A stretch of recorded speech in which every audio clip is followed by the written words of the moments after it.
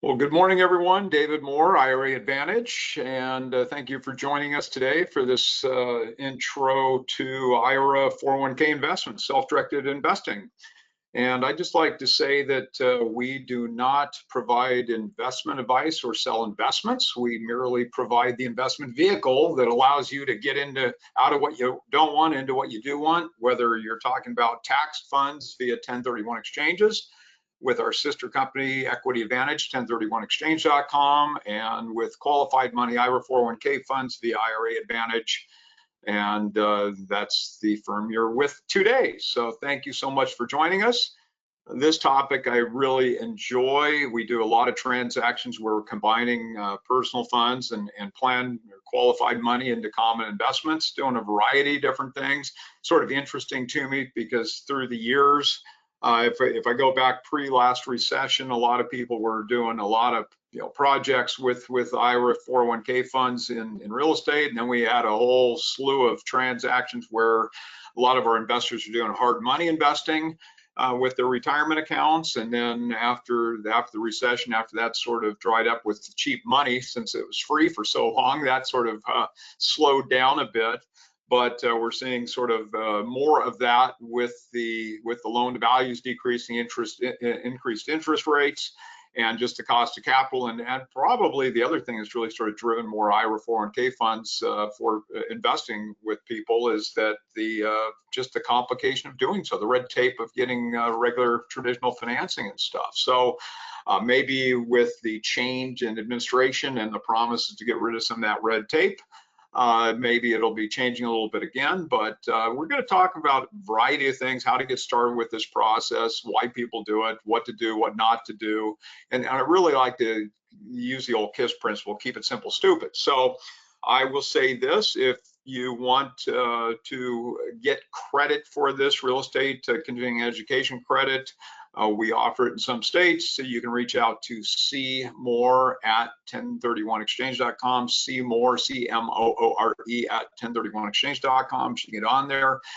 She can also get you on our newsletter list if you're not on that. And if you find yourself wanting more information on anything we're talking about, take a look at our websites. It's iraadvantage.com or .net. And you can also take a look at the 1031 questions, 1031exchange.com, or take a look at the YouTube channels. We've got hundreds of videos up there on all aspects of investing and everything from 1031 self-directed retirement accounts, cost segregation, selling life insurance contracts, qualified opportunity zones, DSTs, all kinds of stuff up there. Some's with regard to 1031s and IRAs, and some of it's just up there because we have people asking questions. We want to provide some answers and some guidance for people. So the only dumb questions one you don't ask. And we've got an hour of material, so we're going to get going at this very moment. We like to say you've worked hard for your money. We work hard to keep it yours. So the retirement accounts, think about how we started our exchange company in 1991, my brother Tom and I. And during the ensuing years, we had lots of clients asking about using IRA 401k funds for more real estate investment capital. And so when we first started looking at it all, we'd go to presentations and listen to people talk. And typically the presentations and how to get started really were just on how to get started to make the investment that firm was trying to sell you. It wasn't really teaching you how to self-direct stuff. And anyway, so we worked through it, established our team of legal professionals that all focus in this space, and we ended up putting IRA Advantage together to provide opportunities and solutions for people in this arena. And I want to just tell you, it's not very complicated. It's not new. It's been possible since retirement accounts were started in the mid-70s. Self-directing your retirement account's always been there. It's just a very well-kept secret. So we're going to take the secret out of it today. And if you're an investor, you're going to learn some things that are very important. If you're a broker that's working with somebody in this space, you're going to learn what to look for and what to be aware of. So away we go. And also, by the way, future context, it's January of 2025. So first thing I want to say is self-direct is not a legally defined term. It's just a term that describes an account that allows you to go buy what you want to buy. And I hear this term thrown around all the time by major investment firms. They say, well, yeah, use our self-directed IRA, our self-directed 401k plan. They're not truly self-directed. I'm going to say a truly self-directed retirement account is one that's going to allow you to buy literally anything the law allows, not something from their sort of investment menu. So I think it's really important to keep that in mind when we look at why people come to us. Typically, it's to get tangible assets, but it's to further diversify your investment portfolio. And diversification, any financial advisor is going to tell you the secret to success, or secret to getting you to sleep well at night anyway. So when we're looking at these accounts, they're going to allow you to own everything you currently do, and then everything else the law allows. And that's a truly self-directed account. When and how can I do this? All right. So the idea is any IRA can be self-directed. That's a simple thing. It's not really a time issue. Any IRA can become a self-directed IRA. Now, if you're combining a Roth IRA and a traditional IRA, and for those of you that aren't familiar with the difference, a traditional IRA is pre-tax money, growing tax deferred. You pay tax on distributions. Normal income tax. If you look at a Roth IRA, it's tax money that's going to grow tax-free. Two different types of accounts. We can combine those two sources of funds into common investment, but they are going to require different types of accounts. So even if we're self-directing, we're going to move from a firm that does not allow you to do what you want to one that does. And if we're using IRA, traditional and Roth money, it's going to require two different accounts. And those two different accounts can go into common investments together. That's not a problem. It just requires some more planning. It's really no different than if you wanted to combine personal money with planned money into a common investment. Those are two different sources, two different technical owners of that thing. So when we're looking at IRAs, any IRA can be self-directed. Depending on what type of IRA, it might require multiple accounts, but any IRA can be self-directed. If we're talking about 401k plans, it's a different scenario, right? If you're talking about using a current employer plan to fund a self-directed investment and you're under 59.5 years old, you're stuck, all right? So I'm going to say that again. If you want to self-direct 401k funds and it's a current employer plan and you're under 59.5 years old, you're going to be stuck. The only way you're going to get access to that money is to cease to be employed by that company, and then you're entitled to roll those funds into whatever you want to do going forward as far as an additional retirement account. It could go into a new 401k plan. It could go into a new self-directed IRA. It could go into just a Wall Street IRA. It really doesn't matter. You can do whatever you want as soon as you cease to be employed there. Now, after you hit 59.5, then you're entitled to an in-service distribution, and you can roll those funds as you choose to do that once again. So once again, when can you do this? Any IRA can be done at any point. 401k plans, it's a different scenario. Under 59.5, you're stuck. If it's a current employer plan, previous employer plans we can work with. If you cease to be employed by the company, then you can move those funds. If you're over 59.5, then you can use that money to fund a self-directed IRA or some other self-directed account. So really, you just have to understand those things. And really keep in mind, it's going to take about 4 weeks for us to do this transaction to convert the funds into a usable investment vehicle. And it doesn't take long to create the custodial accounts, but to get the custodial accounts funded, and then depending on what else we're doing after that, it takes time to move money around.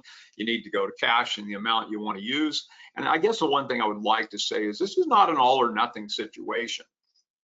If we're using 401k funds, we're typically going to use one plan to do everything. If you're self-employed, let's say, for example, if you're a real estate broker and you want to use your retirement account to go do this stuff, and you want a self-directed account, we're going to probably suggest a solo 401k. If you have a business and you've got other employees, typically we're probably going to use a checkbook IRA in that scenario. If you're not working, you're retired, we're probably going to use a checkbook IRA. But that's what you talk to us about. The best thing you can do, I encourage you to pick up the phone, give us a call, go through it, what you've got, what you want to do with it, and we can give you the appropriate course forward. And what I was going to say is with the IRAs, I'm going to tell you just move what you want to use in the self-directed capacity into the self-directed account. Keep the Wall Street investments segregated from your self-directed investments, because although you can do all this stuff with a self-directed account, there's really no guardrails for you. And what I mean by that, if you want to commit a prohibited transaction, you can do so. And with an IRA, a prohibited transaction would trigger full distribution of all funds in that account as of the first day in the year in which the indiscretion occurs. So the cost of a prohibited transaction is huge. So by keeping your Wall Street money where it is and moving only what you want to do in the self-directed, you've segregated those two accounts. So only the self-directed funds are, subject to that distribution. The Wall Street stuff is preserved. If we're looking at a 401k plan, the cost of the penalty to a prohibited transaction is different. So it's only the money involved with the indiscretion. So with a 401k plan, it's not necessary to do that. But that's just one of those scenarios where we really want to talk to you and see what you got, where you want to go with it, and we want you to be successful with us. So we're going to help you out, to give you whatever direction we can upon inception. A lot of time that's what we do day in, day out here, is we're working even with people that aren't working with us on stuff. They just got some account with some trust company or custodian, and they're not really getting direction on stuff. They'll call us up, go through what they've got and what they want to do with it. We're happy to help them out. So when we look at as I said earlier, a truly self-directed account is an account that's going to allow you to go buy whatever you want to buy within the law. All right, and it's a very, very broad menu. Typically, people are looking at self-directed account that just sort of says, okay, yeah, you can pick from Fund A, Fund B, Fund C, Fund D, whatever it is on our menu. And that's, I guess, self-directed some level, but it's not a truly self-directed IRA or truly self-directed solo 401k plan that literally opens up the entire range of investments to you. So it's a very important thing to keep in mind. If you're talking to somebody about a self-directed account, talk to them, why are you talking to them about it? And I guess one of the comments I hear, not comments, I see on TV, advertisements or on the radio, I say, oh, get yourself a gold IRA so you can do this. And the reality is there's no such thing as a gold IRA. That's just an IRA that has probably the gold investment company put together to allow people to buy their product.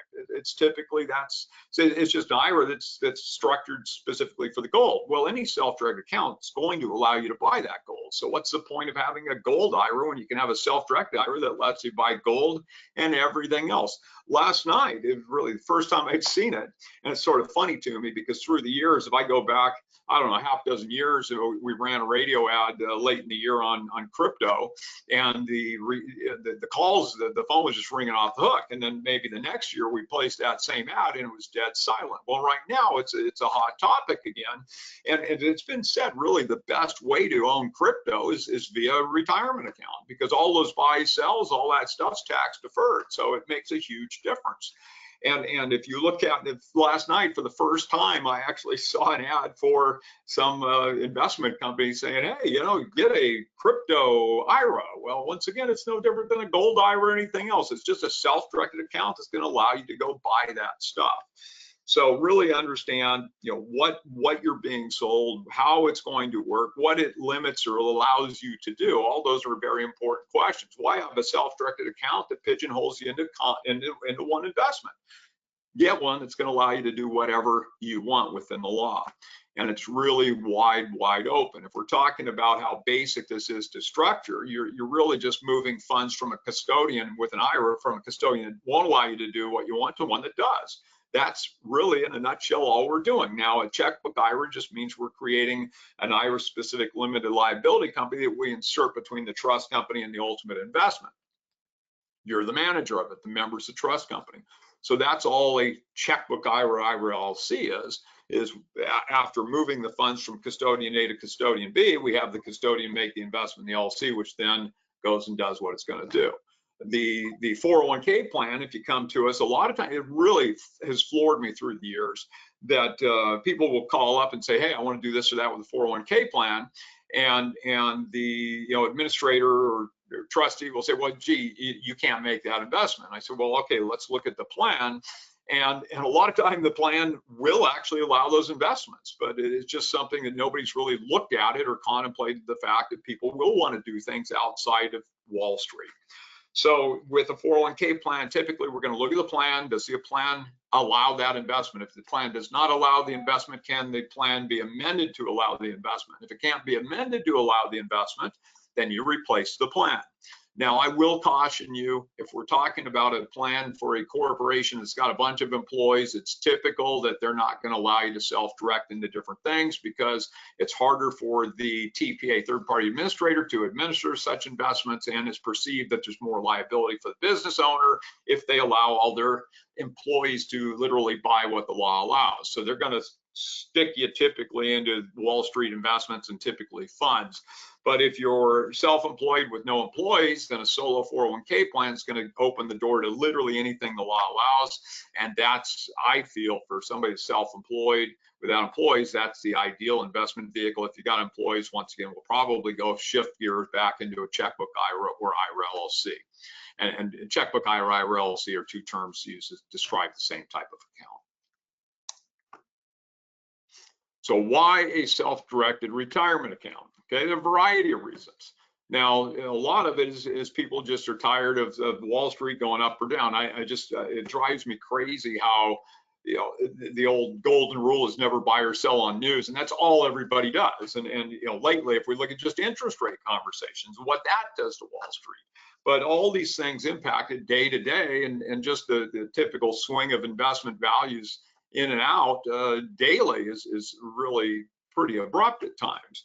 But people are just tired of that, so they want to take funds and go out and buy tangible assets, which are typically maybe sold as non-liquid, but that lack of liquidity is something that adds stability. So one, tired of the stock market's roller coaster. Two, greater financial control. You literally buy what you want, as you want, when you want, without having to talk to anybody. Now that's the plus side of it. The negative is if you want to screw it up, you can screw it up. So greater financial control is it's a double-edged sword. It's a great thing because it allows you to do what you want, as you want, when you want. But you've got to be responsible. You got to think about every time you go to do something, what am I buying and who am I transacting between or for the benefit of? Three, invest in what you know. Now, this is something that for years when I talk about this, I bring up Martha Stewart, and I've heard people talk about Martha Stewart in the last 6 months or so talking about this topic. And I've always laughed because I'm not her biggest fan. But if you're telling me she's the biggest violator of insider trading out there, you got something to learn. I mean, it's just simply not the case. So if you look at, look at our politicians these days, how do they make what they make on $170 some odd thousand a year, and they end up worth tens of millions of dollars? That really doesn't make much sense. But that's another topic. So if you want to self-direct, and you're a mortgage broker, let's say, and you want to self-direct your retirement account to make loans, you can do that. Wouldn't you be probably more successful making investments in something you know inside out? Yeah, so I mean, that's something that's possible with a self-direct account. You're a real estate broker, you want to go out and buy real estate. You're a contractor, developer, all those things, you can invest in what you know in the self-directed world, where in Wall Street, that's not legal. Ask Martha Stewart. All right, increased investment flexibility. Why not have an account that allows you to buy anything you want within the law? I mean, why wouldn't you want that? I mean, that's sort of a crazy statement. Why wouldn't I want that thing? Why not give me the flexibility, the ease of investment that I want to do what I want, when I want, into what I want? So that flexibility is a very nice thing. Real investments, not alternative investments. Now, the reason I say that is one of my pet peeves in this space is, if you look at real estate or even precious metals, let's say, those things are all considered alternative investments in the investment world. And why are the oldest investments known to mankind considered alternative investments, which I think makes them sound lesser than, instead of real investments? They're the tangible assets. They're the time-tested investments. And I've got unfortunately, I have a great friend and mentor that passed away a couple of years ago, and I'm a real estate guy, and he was definitely a real estate guy, and he used to just say, real estate's not a get rich quick scheme, it's a get rich surely but slowly scheme with one rule: don't get yourself in a situation where you have to sell in a recession. So, that lack of liquidity I mentioned earlier is something that does give stability over time. But with real estate, you're not betting it's going to go up in value to make you money. You've got interest deductions, depreciation, maybe or maybe not. When we're talking about IRA stuff, personally, obviously, you pull money out of your pocket, you're going to have those things. There are situations where even an IRA would have those things. You've got somebody, making the mortgage payments for you. So even if it doesn't go up in value, if you bought a 50% loan to value, over the term of that loan, you doubled your money, and that's with no increase in value, but it's going to do that also. So, all those things are really, I think, really paramount to the whole process here. Notes and loans. You want to make loans, buy notes, all those things. That's possible with a retirement account. Community-based investing. You want to make a difference in your community.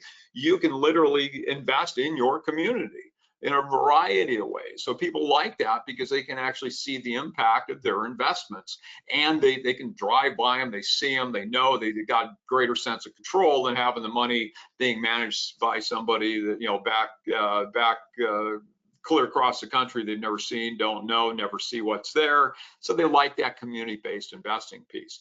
Take advantage of today's opportunity. Literally whatever it is, as long as it's within the law, you can make those investments. So whatever that opportunity is in that given day, you can make those investments with that self-directed account. Tangible assets, great, hedges against inflation, inflationary, recessionary times, tangible assets, that's where people want to go. Security, what do I mean by security when we're looking at a self-directed account? Well, the money is literally where you put it. All right, so once again, the money's not with some investment firm across the country you don't know.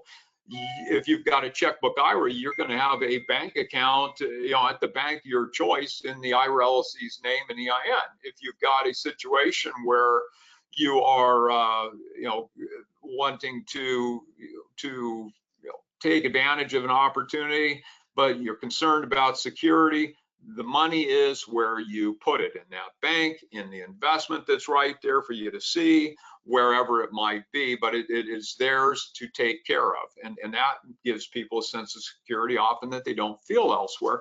And something else I just mentioned, and it's really interesting through the 1031 biz, is I'll work with people for decades, I never see them in the 1031 space. And then we'll do a retirement account for them, and they're in my office. I said, well, why are you here now? I mean, we've been working business associates for decades here, and I've never seen you. And now we're doing a retirement account for you, and you're in the office. Well, this is my retirement. I'm thinking, well, what's the other money? And the funny thing to me is that with the 1031 funds, obviously something sells, the money comes to us and sits here. With the IRA funds, we never touch the money. And it just sort of, so from my perspective, people are just more conservative with their IRA and 401k funds than they are even with 1031 money. And that's just something to keep in mind. And it works, both in a negative and positive for different investments.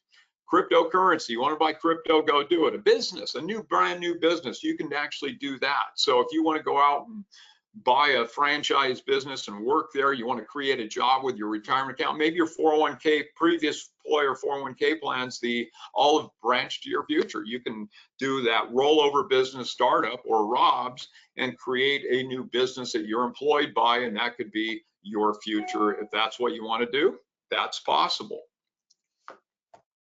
What are common objectives? If you go to talk to your tax people or your legal people or your financial advisor, a lot of times they're going to come up with these things. And well, why would you take?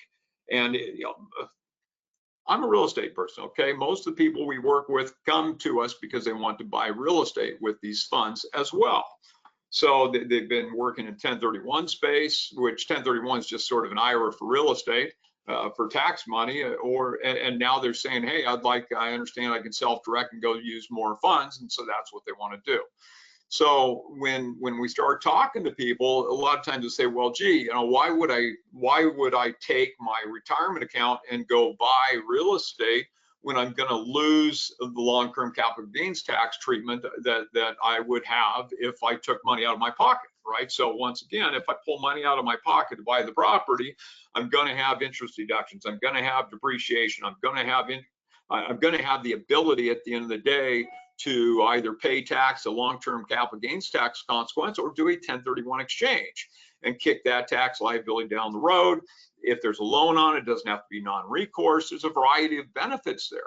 But that's so really, if you're just saying, hey, David, am I better off pulling money out of my pocket to go make an investment or taking IRA money to make that same investment? I'm going to tell you, if you can only use one, I'm going to say pull it out of your pocket. But that really is not the question. That's not what should be looked at. And the loss of long-term capital gains tax rates, there's nothing you're going to buy with an IRA or 401k plan that's going to give you long-term capital gains tax rates. So that statement is purely, it's pointless, period. That's the way it is. Nothing you buy is going to get long-term capital gains tax rates if you're using qualified money to buy it. You pay tax when that money comes out as a distribution. If you take it as a distribution after 59.5, you're going to pay normal income tax. You do it prior to 59.5, you're going to pay normal income and 10% penalty. A prohibited transaction is going to have that normal plus the penalty. If you're 72 years old, you have to take distributions, RMDs, required minimum distributions. All right, so we just sort of look at what's happening there, but you're going to pay tax as the money comes out. Second, you cannot leverage IRA 401k funds. Totally wrong. You can do it. It just requires non-recourse debt. So you can take a look at IRAlending.com, myiralender.com, North American Savings Bank's one of the big banks in that space. Think maybe 60-65% loan to value, probably 15% reserves. Non-recourse means that if that property goes into default, they can take that property and nothing else that you nor your retirement account has. So that loan is not attributable to your income, your credit. It's not you that owns these things. I always say, think of it this way. Think of your retirement account as Susie's down the street. You're not going to take her money. You're not going to pay for her stuff. You're not going to pay for the insurance on her stuff. You're not going to put your name out there and credit out there for a loan for her, right? So just think of your retirement account. Do not think of it as you. Think of it as Susie down the street, and you're going to be okay. Start thinking of you, and you're going to have a problem there. And one of these examples, this leverage issue, once in a while we'll have people take personal money and plan money into a common property, and they say, well, gee, the IRA still do it tenancy in common or as common members of an LLC, and they say, well, it's non-recourse to the IRA, so that's good. No, it cannot be recourse to you and non-recourse to the IRA. You are a disqualified party to your retirement account. If something happens because of your actions, that's a prohibited transaction. So it would require, if you're an owner of the property along with the retirement account, it's all got to be non-recourse debt, period. All right. What about RMDs?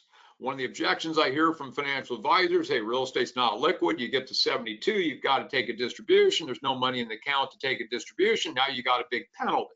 Well, not only is that not really a problem because you can always take an in-kind distribution, but it brings up opportunities. David, what do you mean opportunities? One, what's a piece of property worth? And two, if you take distributions over a series of minority interest distributions, each of those minority interest distributions can be discounted by up to 40%. So not only is the statement wrong, but it sort of highlights the fact that lack of information is out there for people that don't understand self-directed accounts. And a self-directed account always is going to allow an in-kind distribution. Even your Wall Street stuff honestly could. I've never seen anyone talk about shoving a Wall Street portfolio into an LLC and then do assignments of membership interest as a distribution. I've never seen that or heard about it, but I don't know why that couldn't be done and why it wouldn't be quite effective for all the reasons I just described with in-kind distributions.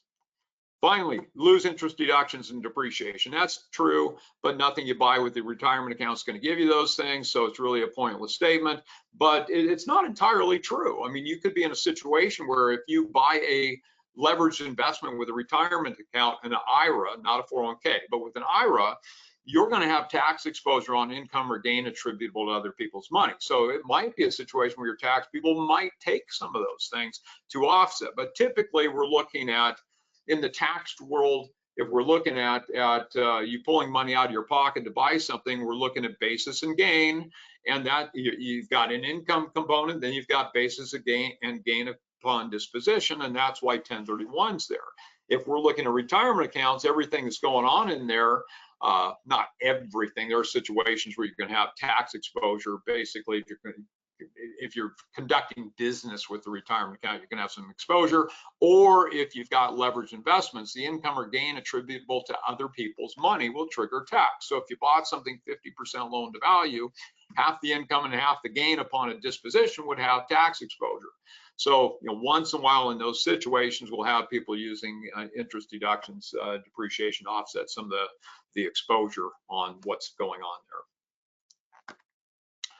So I said at the beginning, this is not complicated. All right, there's two issues. One, what do you want to invest in? And two, who are you transacting between or for the benefit of? Those are the two issues we're concerned about, period. So it's not complicated, it's very simple. What do you want to buy and who are you transacting between or for the benefit of? That's the two issues we're going to look at.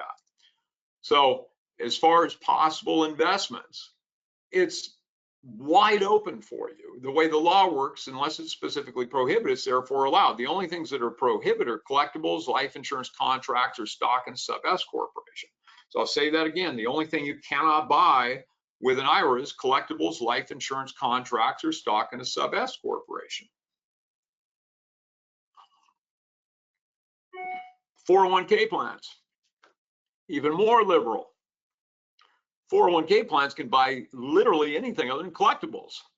So, you name it, you can buy it. And it's just one of those things. This is not new. Once again, it's always been possible to do all of this. It's just a very well kept secret. All right. Whatever you're buying just has to be for investment purposes. So rarely is the investment a problem. What triggers problems is transactions between or for the benefit of disqualified parties. Now, who's a disqualified party to you or to your plan? Let's say you are, your spouse would be, your lineal ascendants, descendants, so parents, grandparents, kids, grandkids, their spouses or any legal entity owned in a controlling interest by one of those parties. So you can transact along with a disqualified party, you just can't transact between or for the benefit of. Now, I did not say anything about siblings, aunts, uncles, and cousins. They are not disqualified parties, and I have no idea why siblings wouldn't be, but they're not. So you can always, buy a place for your sibling to live, but you couldn't buy a place for mom to live or one of your kids to live. And so that's just a very important thing to consider. If you were to be in a situation, we're going to talk in a little bit about making an offer on a property. If you were to find a property tomorrow and your account wasn't set up to do it, you could, your sibling could make an offer on the property, tie it up, and then later assign that purchase sale agreement over to your retirement account. But you cannot personally tie it up, even though the contract has the right of assignment. You can't personally tie it up and assign it over. That's a prohibited transaction. So it's really important to understand, one, what the person's going to buy or what you want to buy, and then who you're transacting between or for the benefit of. Those are the two big issues when we're looking at self-directed retirement account. So when we're looking at probably the most common examples, prohibited transactions, borrowing money from your IRA, selling a property to it, loaning to it, borrowing from, compensation for managing the property. You can't, sweat equity is not okay, but as far as compensation, that sort of bullet in there, unreasonable compensation, there might be an argument, since sweat equity is not okay, that you should have some compensation. I would say stay away from any compensation on these properties. Now, the other thing that comes up is people will want to, maybe they buy a property in the Midwest and they live on the West Coast, and they want to go and check out the property. They want to write off that trip. That's not your property. That's your retirement account's property. For you to take compensation from the retirement account's a prohibited transaction. So you can't do that stuff. So just make sure, and flipping properties, for example, you can't work on the property. Sweat equity is not okay. You can manage the asset. You can't go pull out a hammer and start, banging nails or painting the thing out. It's got to be done by somebody else. All right. So using a disqualified party as security for a loan, that's not okay. Buying a property for personal use, whether it's for your business to occupy or for any other disqualified party, all those things are going to be considered prohibited transactions. Now, if there's income derived from, so these self-directed accounts are going to be totally tax deferred for investments. But if they're conducting business, you're going to have some tax exposure. It's unrelated business taxable income or income tax, and you just sort of look at it and say, okay, as I mentioned earlier, with an IRA, the income or gain attributable to leverage, that's going to trigger UBIT. All right. The other situation you're going to see is maybe you buy an apartment complex, and the apartment complex has a laundromat in it. Well, that laundromat's a component of the investment that is the apartment house, and there's no issue there. Now you just say, hey, well, the laundromat was wonderful, so I want to go out and buy a laundromat and conduct business. Well, now you're going to be subject to that unrelated business taxable income. So be aware of those things. And once again, don't look at, I shouldn't say once again, because I haven't said this yet, but I get excited. If you're looking at this, it's not a reason to do or not to do a given investment. It's just another thing to factor into the ultimate return on investment. So I'll say once again, you can make these investments. That unrelated business taxable income is just another consideration when you're looking at the ultimate return on investment that you're going to have off that thing. So just be aware, even with a Roth IRA, if you've got a leveraged investment, you're going to have tax exposure on the income or gain attributable to leverage. If you're flipping properties with your retirement account, you're also going to be, that's a business. So, despite what people want to say, I don't care if you're a wholesale or retail, whatever it is, I hear all these terms with respect to people flipping properties or tying up properties, double ending these things. The idea is, even if it took you 5 years to buy the thing, fix it up, sell it, it's something you held for resale that took 5 years of work to get it done. Or you buy the thing, you put it on the market, it takes 5 years to sell. You never held it for investment.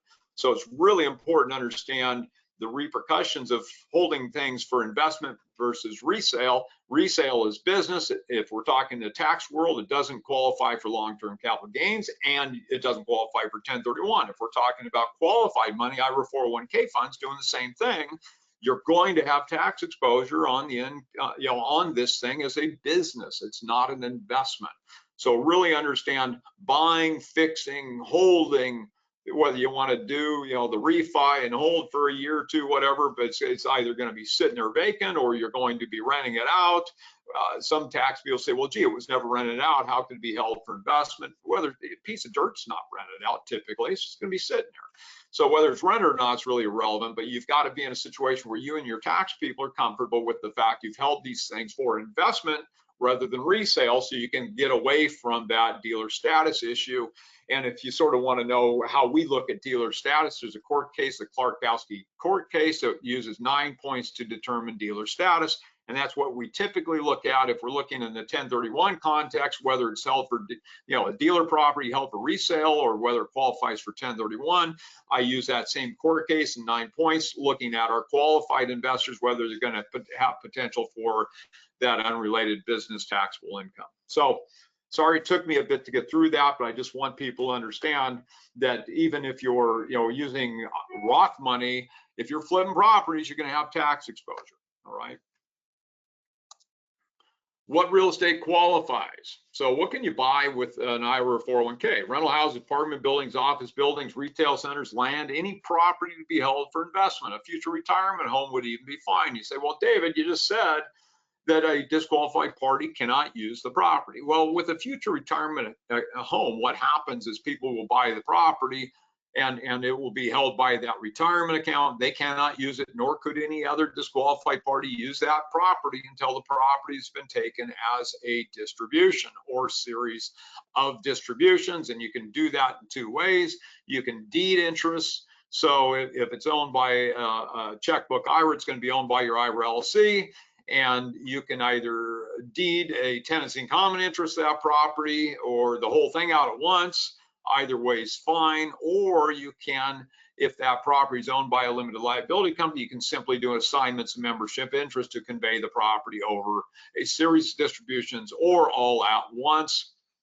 Keep in mind that you're going to need a valuation of the property for that distribution, because the government doesn't want you to say your $500,000 property is worth 100 grand and they only get money on the 100 grand, right? Because you got to have a valuation that you and your tax people are comfortable with. Plan for an audit you hope never comes. All right. You cannot buy a primary residence, a second home, a home for a disqualified party. So once again, you can't buy a place for mom or dad or son or daughter. You cannot buy an office building to be used by a disqualified party either. So you can't take your retirement account to buy a office for your business. That would be considered a prohibited transaction. How do we create these things? If we're looking at self-directed IRAs, like I said, any of them can be used. Any IRA can be used to fund an IRA, a self-directed IRA. If we're looking at 401k funds, we're looking at those restrictions on age to get you where you want to go. If we're looking at sourcing existing accounts, those IRAs are going to be easy to work with. As I said at the top, we might require 2 different IRAs if it's a traditional funds and Roth money. Or let's say a beneficiary IRA, one that's been inherited, that's going to require another account. You might be able to collapse simple SEPs, those into regular traditionals, so you can aggregate certain types of accounts into one. But the Roth is going to be different than the traditional, and the other hard separation is the beneficiary IRA. So as far as the 401k plans, once again, a current employer plan, if you're 59 and a half or older, you've got access to. Under 59 and a half, you're not going to have access to it. Previous employer plans, you can use those to source their retirement account. And again, I'm going to tell you that this is not an all or nothing situation. You're going to use what you want to use in this world. And so if we're talking IRA monies, funds, I'm going to say keep your Wall Street stuff where it is. Only move what you want to use in self-directed. The 401k plan, that's not necessary. We're going to shove everything into the new 401k plan. Then you just reestablish trading accounts with your financial advisor in your new solo 401k plans, name and EIN. So a basic self-directed IRA. And this is, if you're working with us, this is what happens. Really, you're just going to be sent a 2-page application. The application is going to ask you a series of questions, personal information, and what your current account is, what you want to use the money for, if you want a checkbook IRA, some names and states of registration for the limited liability company. But you're going to fill out that 2-page application, return it to us along with your current account's most recent statement and a copy of a photo ID. And we're going to take that information, establish a custodial account. I want to stop for a second here. We're not a trust company or custodian. All right, we let them do what they're needed to do. They're like a bank, and they're going to maintain your custodianship, but they will be your trust company or custodian for that account, and they're necessary. And we are just going to provide the investment vehicle. If you've got a basic account, we're going to help you understand the do's and don'ts and what you can and can't do and how best to get things done. But if we're just doing a basic account, we're probably going to stop what we do at that point. We do assist clients with their investment authorization paperwork if they're wanting to use a basic account. And basic account is going to be great for someone that's making, let's say, a single investment that's not time sensitive and requires no management. So if you said, hey, Timmy down the street's got this real estate play. I'm going to have the money tied up for 5 years there. They're just going to buy into a limited liability company that owns the property. A basic account's going to take care of that transaction for you. If you want to buy a property manage the property, this is going to be woefully inadequate for you, because just buying a property can be very difficult, because if you're buying a property with a basic account, you're going to be negotiating a purchase for a trust company that you don't have the power of the pen for. So what happens with the earnest money? What happens with the purchase sale agreement? You say, well, David, I'll just tie it up personally and then sign it over. That's a prohibited transaction, as I said earlier. So it can be very difficult, where if it's a checkbook IRA, you're now the manager of a limited liability company that has all your money. You've got a bank account in the LLC's name and EIN. The member is the trust company for benefit of your IRA. It's a manager-managed LLC. You're the manager. So the investment the trust company makes is in the LLC, which funds the bank account, and now you go do what you want. So it's as simple as doing it yourself, right? So it really is very attractive. A solo 401k plan is going to work the same way there. And by the way, if you got a basic account, you have to submit that investment to the trust company. They're just going to look at it on whether it's something that qualifies. They're not going to make any judgment on whether it's a good investment or bad investment, but it does require their approval. So you're going to typically fill out an investment authorization form with them and a prohibited transaction form, and it's going to take a period of time for them to fund the investment. which, as I said, if it's non-time sensitive, no big deal, who cares, and that's fine. And a basic account can be done for a couple $100 probably. This is a checkbook IRA. This is what people typically want if they're buying property. Checkbook IRAs, as I just discussed, really what we're doing is creating an IRA-specific limited liability company and putting that between the trust company and the ultimate investment. And this is not something you're going to go buy an off-the-shelf operating agreement for an LLC for. The trust companies are not going to accept that. It's got to be specifically tailored to IRA 401k use, and they're very particular over what they're going to take on this thing. But we're going to source the custodial account with whatever we source it with. That custodial account then makes the investment in the LLC, which, as I just stated the previous slide, we will, as funds are moving from custodian A to custodian B, we're going to create the limited liability company. And as soon as we've got it put together, we're going to get it to you. You're going to open a bank account in the LLC's name and EIN. You, as manager, it's manager managed again, are going to be able to sign everything that's necessary, get the account open. As soon as the account's open, you're going to get us the information on the account. We're going to direct the trust company to make the investment in the LLC funding the bank account. And then for you to make any investment you want going forward, you're literally going to make the investment in the LLC's name and EIN, and you're going to write a check for, if it's real estate, for the earnest money, and a check for the purchase, and a check for the insurance, and a check for the management, or whatever else is there. And then all the ins and outs of those investments just go in and out of the LLC. You've got very little to no interaction with the trust company after the LLC bank account's been funded. Annually, you're going to provide them a valuation of all cash and assets that you have in the LLC, because they don't know. But beyond that, that's about it. When you get to 72, they're going to be doing the RMDs for you too. But something I want to stress: if you're not working with us, if you're just bouncing around checking out the internet looking for self-directed custodians, I'm going to give you two bits of advice. One, I'm fundamentally opposed to trust companies charging you based upon the value of your account. Now, in a Wall Street context, that's fine, because you got stated values of any stock at any given moment, any second practically. So that's fine there. But when we're talking about a piece of property, we're talking about a note, we're talking about these things that are purchased with these self-directed accounts. There's not a hard, fast number. What's a piece of property worth? And I, unfortunately, for the last year, we've been talking about a very, very large property in Florida that people are arguing $1 billion property is worth only 18 million. Well, it's a little ridiculous, but I mean, if you can look at it and say, okay, well, gee, why would the government care? If you buy a $500,000 property, and we talk about, remember I talked about the issues where one of the concerns people had is, well, gee, what happens if you get 72 and you have no cash in the account? You've got to take a required minimum distribution. And my response was, what? Take an in-kind distribution.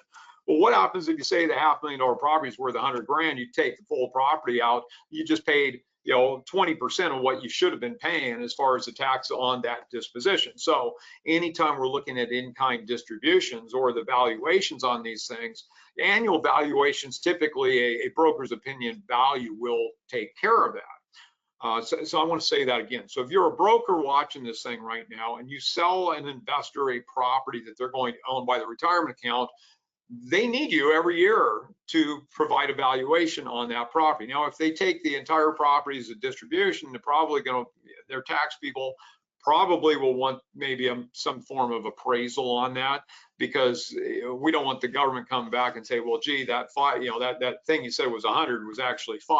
All right, so that's where that issue comes up. But when we're looking at different trust companies, if they're charging you based upon the value of your account, now you're fighting with them over the valuations. And I say the IRS has plenty to fight with. Why would you want to fight with your trust company? So I really prefer to work with trust companies that are going to charge based upon the number of investments. You say, well, David, I've got 20 different properties. I got 20 different investments. No, you have, if it's an IRA LLC, you have one investment, the IRA LLC, that has 20 properties. And you could have 20 different LLCs that are owned by the IRA LLC. That's fine. You're still just looking at one investment in the trust company's eyes. All right. So that's one issue you really want to consider if you're looking at trust companies. The other issue you got to look at is what they're going to allow with respect to a checkbook IRA or IRA LLC. Some won't work with an IRA LLC. Others will say, well, gee, you can use an IRA LLC or checkbook IRA, but you cannot be the manager of it. We require somebody else to be that. Well, that takes the entire purpose of that checkbook IRA away and really turns it into something else that you didn't want. Some trust companies might say, hey, we're going to work with the checkbook IRA LLC, but your tax or legal people have to sign a document stating they're experts all things IRA, which they probably don't want to do. So that's important to understand that. Some will have no requirements, and others, another one we do a lot of work with, requires a third-party review of the LLC's activities annually. And so for that one, our clients using that one, we put a review together. Really, I think it's a great thing for people to be looking at anyway annually, because the objective is to find something wrong before somebody else does and to be able to fix that thing. So I think it's just really important to keep people on the straight and narrow, the third-party review, but really consider that when you're looking at different trust companies. Some of the biggest, shiniest ones are not ones that you want to work with when you start getting into it and understanding what's happening with their rules, their guidelines, what they're going to, their policies, what they're going to allow you to do or not to do with these different accounts. So really understand that. If we're looking at funding if we talk about basic checkbook IRA, single member, that's fine. We have a lot of these where we have multi-member checkbook IRAs. So we could have, maybe you and your spouse's retirement accounts in the one LLC. You could have your traditional IRA and your Roth IRA in the one LLC. You could have personal money and planned money in the one LLC. So anytime if it's a single member, it's a disregarded entity, no issues putting money in or out of that. I will caution you that the biggest issue we have probably with prohibited transactions is typically people taking and making direct contributions to the IRA LLC or taking a distribution directly from the IRA LLC to themselves. Any money going in or out of that IRA LLC has to go through the trust company. So the money, when it's funded, is going to go from wherever the source funds are through the trust company into the LLC, and then the distribution would go from the LLC through the trust company and out. Now, the yield off the investments, that's all different. That is in and out of the IRA LLC. So that's totally independent, but I'm just going to say contributions, distributions always have to go through that trust company in or out, and that's probably the biggest issue that comes up. If we're looking at a multi-member limited liability company with disqualified parties as members, I'm going to tell you, you need to overfund. Anytime you do a self-account, you need to overfund it. So if you need a couple $100,000 to make the investment, put $230 or so in there, so you got some money just in case. Because you can't just pull money out of your pocket if it's needed in the future. The only way you can get more money into that is to move more funds from the source or to make an additional contribution into that thing. And that's fine for a single member disregarded account.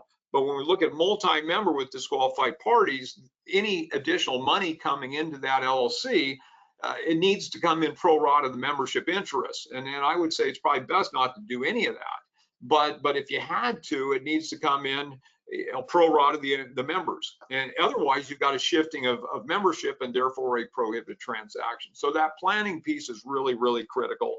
And that's why I want you to give us a call and talk about it. Solo 401k, you've heard me talking about these things. Why do I like them so much? Well, they work great, all right? And really what it is a single participant 401k plan. And this can be used for you or you and a spouse. But really, we're going to replace and move your funds, migrate them into the new solo 401k plan. So we create the plan. You go to a bank of your choice, open a basic checking account or savings account in the plan's name and EIN. You're the trustee of that plan.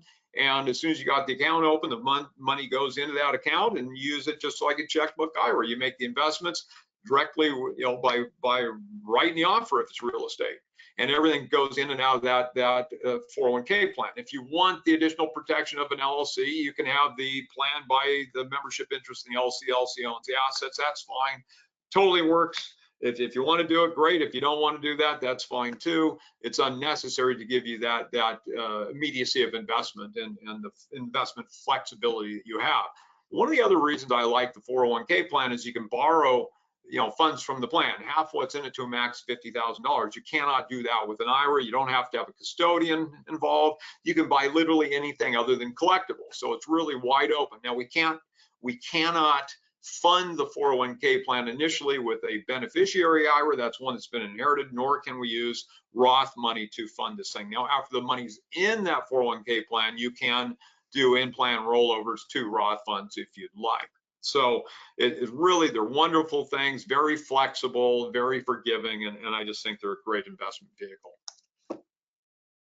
So joint ownership of a property, we're running short on time. I've got a few examples I want to get through, but joint ownership can occur in two ways, either tenancy in common or via common membership in an LLC. There's no perfect way to do it.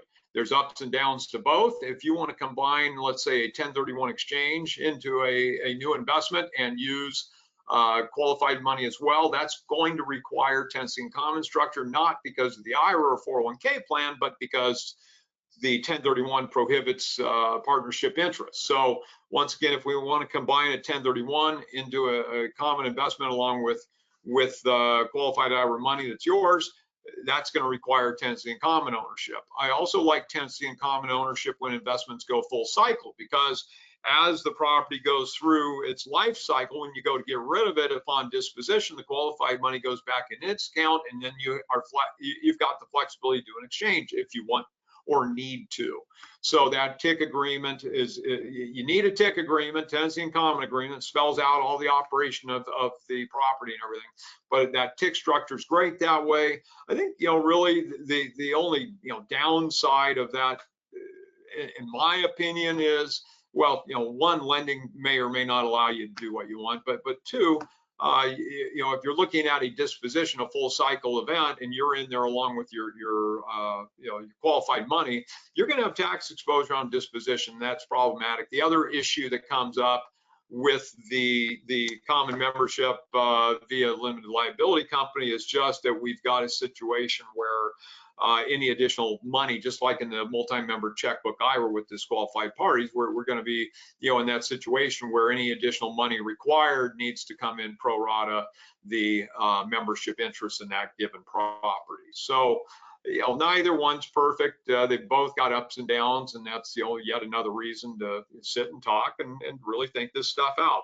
So I guess since I've made that comment a couple of times, I'm going to tell you, what's the old saying on planning to fail? Those who fail to plan to fail. Well, the other thing that can be more probably pounded into you even more, if you dive, the idea is you plan to dive the plan, and the consequences of not diving the plan could lead to death, right? So it's really important you look at this stuff, think about what you're doing, ask the questions up front, don't just get over your skis and put the cart ahead of the horse and put these things together, or you're all excited, you've been on this presentation day, you found a property this afternoon, you just tie a thing up personally, you want to ride over that's a problem.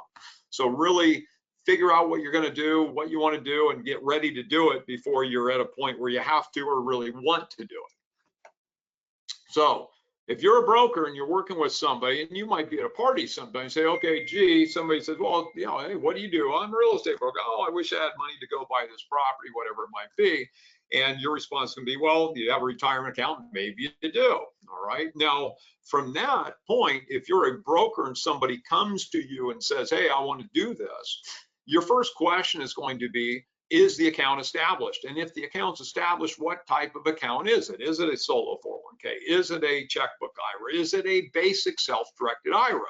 And I'm going to tell you, as a broker, you're probably going to run for the hills with a basic account, because you're writing the offer between the seller and the trust company. The ultimate owner, the deeded owner of that property, is going to be the trust company, CFPO, custodian for benefit of, John Smith, IRA number, whatever it might be. Okay, that's what the deed's going to say. But who's got the power of the pen for the trust company? All right. And when you need earnest money, where's that come from? So writing the offer with a basic account can be tough. The other thing is, make sure you understand it's going to take, like I said, probably 4 weeks to get the account established. A solo 401k, we might be able to get together in a week. but the other is going to take time to do it. So your first question is the account established? If not, no, it's going to be a period of time before that money's going to be available to go do what you want. Two, if it is set up, what is it? Is it that basic account? Is it a checkbook IRA? Is it a solo 401k? And understand what that means to you. And then, finally, you're just going to write the offer between the seller and the IRA LLC, or solo 401k plan. And it's going to be a simple transaction. If it's a checkbook IRA or solo 401k, you need earnest money. That investor is going to write a check out of the solo 401k account or out of the checkbook IRA account. Very easy deal to get closed. Typically, they're going to be cash purchases, so they're very, very nice. But it's really no different than writing any other offer. But you just understand, you say, well, David, our purchase sale agreement state forms allow assignment. I know they do, but that assignment is not, it's not an issue of assignment. It's an issue of an assignment that constitutes a prohibited transaction because it's a benefit. You took the property off the market, and that was a benefit to the retirement account. And I know I'm splitting hairs on this, but it's just one of those things. I've been doing this a long, long time, and it's better to be conservative. I like to go sleep at night, all right? Contingencies. So if you're writing these offers, a couple of contingencies to think about, all right? So, we need to make sure that if it's a basic account, you're going to have a contingency in that purchase and sale agreement stating that this offer is subject to the custodian's approval. If it's not a basic account, if it's a checkbook IRA LLC, that whole thing's unnecessary. But a basic account is going to require the custodian's approval to make the investment. So you want to have that as an additional contingency. Again, with a checkbook IRA or IRA LLC, that's unnecessary. Two, financing. I know you've got a boilerplate financial contingency in the purchase sale agreements. It doesn't work for non-recourse IRA 401k compliant transactions. So if you're going to buy the property with a IRA or 401k plan, it needs to state that this purchase is subject to investors' ability to get a satisfactory non-recourse IRA 401k compliant loan. Okay, so don't rely upon the boilerplate once again. And then finally, if it's a situation where the account's not been set up, you need to ask for whatever period of time to get this on. You got to figure out who you're going to write the offer between, but then it's going to take time to get the ultimate investment vehicle funded and then have the money available for the earnest money and ultimate closing. So be aware of those timelines.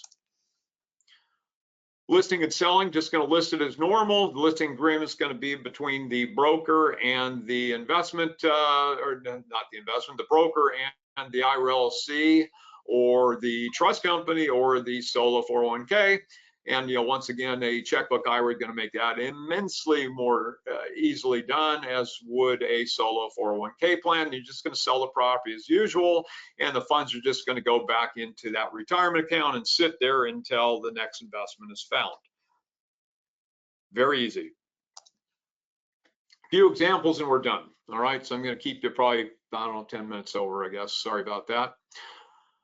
First time I've done this in a while. Okay, so first example, this is a transaction where we looked at, and this is the last recession, builder developer wanted to buy some land and use a retirement account to fund that purchase. It didn't want to have, because the thing is we were in a recession, didn't know, okay, these lots are literally dirt cheap at that point in time. Nice pun, huh? But we didn't know at what point the guy was going to be able to build on that stuff. So he didn't want to have the carrying costs associated with bank loan, do everything else. So we created the checkbook IRA. It allowed him to buy the dirt, and he sat on it. Now, as it became favorable to go develop this stuff, he wanted to be able to build it out using his development company. Well, for his development company to end up getting involved with this thing, that would constitute prohibited transactions. What we did is created a new limited liability company for the development. His ownership interest in that new development entity was 1/6. So as 1/6 owner, that entity is not a disqualified party to his retirement account. So we had other vendors in there, so on and so forth. But that allowed him to then build out, develop the dirt that he'd had, for a period of time that he picked up for such a bargain during that recessionary period. So, once again, you got to look at sort of the rules and understand there are workarounds in some of these situations depending on what we're doing. And you're really always going to break it down to what am I investing in and who am I transacting between or for the benefit of. So this guy came to us, loved this guy. He came in, he originally wanted to buy a mobile home RV park. He was a doctor, institutional medical practices, lots of doors. He was tired of the terrible T's, toilets, trash, tenant turnover. So he was in a situation where he thought, okay, his first question was, can I buy a mobile home RV park? And we're looking at funding it with his IRA. He was retired, so he took his 401k plan, rolled it into an IRA, and we would have funded the thing with his IRA to do it. And that would have been fine. And he had the money to do it. Very successful guy. And the next day after he asked me that question, he called and said, hey, can I buy paper? And I said, yeah, sure, fine. And this is once in the last recession. So we're looking at a, let's say a $250,000 property in Palm Desert that was selling for $70,000. The loan was 50% LTV. So you're, getting $35,000, dip your toe in the water on this, paying 11%. So he did that, and he had a mortgage broker friend. He ended up rolling several $1 million through us. And I think his favorite investment was a $10 million wind farm deal that needed like $950 or $950,000, paying him, I think, 19%. And so, he had like a 10% LTV on the thing, and he was just cheering him on to default because he would have been very happy at owning the whole thing. But, just an example of what's possible. And he shifted gears from buying the property into, effectively hard money when we came to the wind power stuff. This is a situation where we had somebody losing a property. And so this is an example of a transaction where we were able to bail out the guy. He had $1.8 million equity in a $3 million property. The bank was failing. The bank goes away, the loan was going to go away, and he would have lost his $1.8 million, or he had $1.2 million lien on it. So he says, well, hey, can I self-direct, can I have dad self-direct his retirement account and pay the loan off? And the answer to that's no. But does that mean it's not possible? What we ended up doing is creating a new limited liability company. Junior contributed to the property, received a $1.8 million interest in that thing. That was the equity in the property. You want to have a valuation there that everyone's comfortable with. And then dad's IRA shoved in another 1.8 at the same time. So now you've got an LLC that has the property and has the money to pay off. So there's two members. One is dad's IRA, the other is Junior. And now that entity has the money to pay off the loan. And going forward a number of years, they end up taking and developing a multi-family project that worked out just great. So, it went from a situation where he's going to lose a property to a situation where he had the money to pay it off and actually do future development by utilizing self-directed retirement account. This example, we've got two more. All right, so this is a situation where we had this is a group of people we work with regularly, a regional sort of not sponsor per se, but a gentleman that puts groups of Tennessee in Common investors together by nice projects. And so he had purchased a project and it was going full cycle. They were going to relinquish it, and it was structured Tennessee in Common because he always does exchanges. And it had a series, there were several different investors in the property going away that had IRA 401k funds, and they liked working with this person, and they wanted to put their money into the replacement property as well. So when the property sold, we did exchanges for the parties wanting to do the exchange. And the qualified money just went back into their respective retirement accounts and waited for the investment to occur. So phase two of the exchange, when the Tennessee in Common 1031 clients were going to buy what they were going to buy, the replacement properties were not large enough to satisfy the qualified money as well. So what we did is but it was enough to take care of the 1031 clients. Actually, I got to clarify that it did still require some improvements to be done. So we did an improvement exchange on the replacement property. So we did the exchange for the ticks that needed the work done. The IRA 401k money came in as actually debt on the replacement property that was being built out. And so the qualified money, the IRA 401k funds were used. They maintained their liens on the property that was being improved, let's say for a year or so, year or two. The project was completed. We conveyed it back to the Tennessee in Common investors.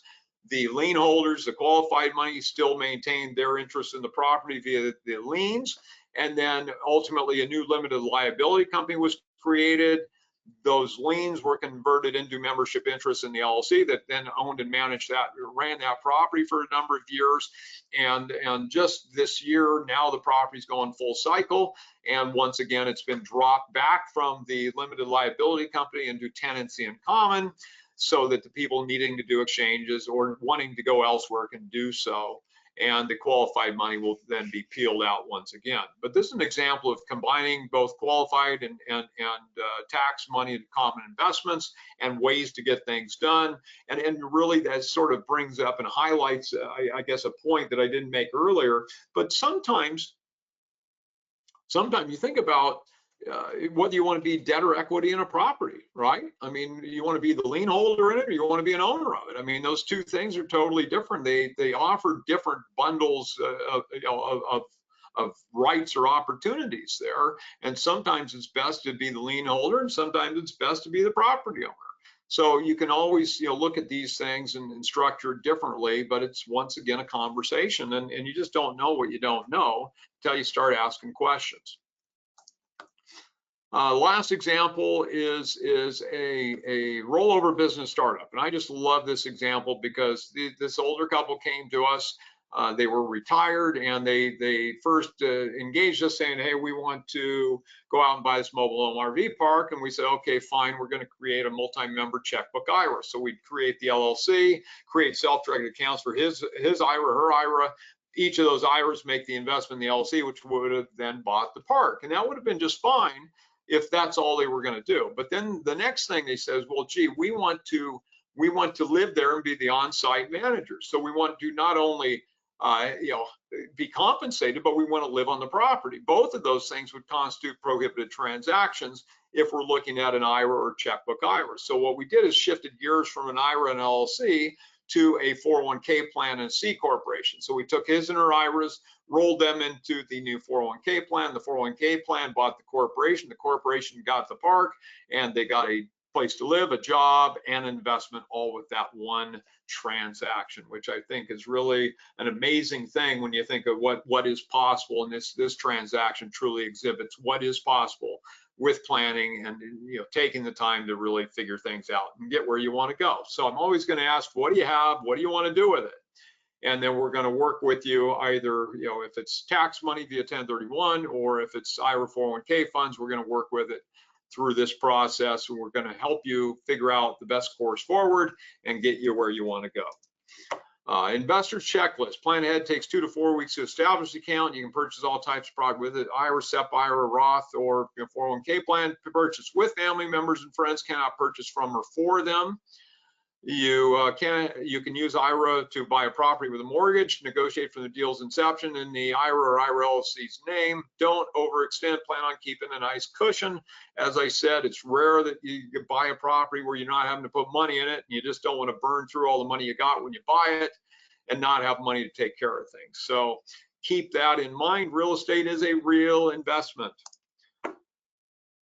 If you got questions, reach out to us. If you need credit hours, reach out to Cmoore, C-M-O-O-R-E, at 1031exchange.com. And we look forward to working with you in the future. If you want more details on this, if you want to watch this presentation again, it will be up on our YouTube channel. So just type in IRA Advantage Self-Directed Retirement Accounts, and this should be up there again. If you want a copy of the slide deck, reach out to Cmoore at 1031, and she will get it to you. There is a glossary in this slide deck after the slide, so it will be there for you if you want it. And I thank you so much for joining me today, and I look forward to working with you. Happy 2025, everyone. David Moore signing off. Thank you.